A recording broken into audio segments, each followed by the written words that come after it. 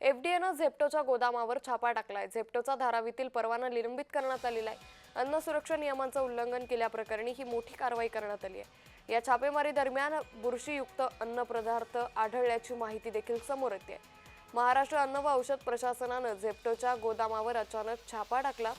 झेप्टोची मूळ कंपनी किराणा कार्ट टेक्नॉलॉजीचं प्रायव्हेट लिमिटेडचा धारावीतील परवाना निलंबित करण्यात आलेला आहे।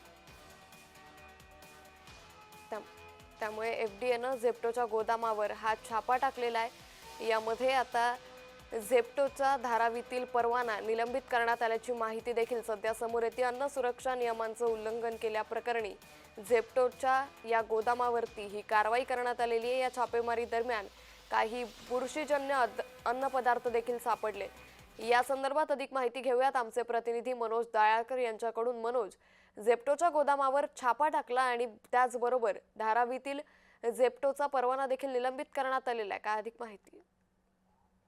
नक्कीच अंकिता, आपण येतं महाराष्ट्र अन्न व औषध प्रशासनाने एफडीए कडून झेप्टोच्या गोदामावर अचानक छापा टाकलेला आहे। अन्न सुरक्षेचे नियमाचे उल्लंघन केल्याप्रकरणी हा छापा टाकण्यात आलेला आहे। आपण येतं झेप्टोची मूळ कंपनी किराणा कार्ट टेक्नॉलॉजीज प्रायव्हेट लिमिटेडच्या धारावीतील परवाना हा निलंबित देखील केलेला आहे आणि अन्न व औषध प्रशासन राज्यमंत्री योगेश कदम यांच्या निर्देशानुसार ही आपण छापा टाकण्यात आलेला आहे आणि आपण अन्न सुरक्षा अधिकारी राम बोडके यांनी ही कारवाई केलेली आहे। छापे दरम्यान अधिकाऱ्यांना काही अन्न पदार्थ बुरशीची वाढ आढळून आलेली आहे। तसंच आपण कोल्ड स्टोरेजचे तापमान नियमानुसार राखले गेले नव्हते आणि आपण या ठिकाणी अन्न पदार्थ साचलेल्या आणि तुंबलेल्या पाण्याजवळ ठेवण्यात आलेले होते आणि मुदत संपलेले अन्न पदार्थ वेगळे केलेले नव्हते। त्या सर्व बाबी या तपासानुसार आढळून आलेल्या आहेत। त्यामुळे झेप्टोवरती कारवाई करण्यात आलेली आहे। आपण योगेश कदम यांच्या निर्देशानुसार ही कारवाई करण्यात आलेली आहे आणि आपण या ठिकाणी झेप्टोची मूळ कंपनी तिला निलंबित करण्यात आलेला आहे। निश्चित मनोज, तुम्ही असेच जोडलेले राहा। आणखी एका बातमी संदर्भात तुमच्याकडून तपशील हवा आहे।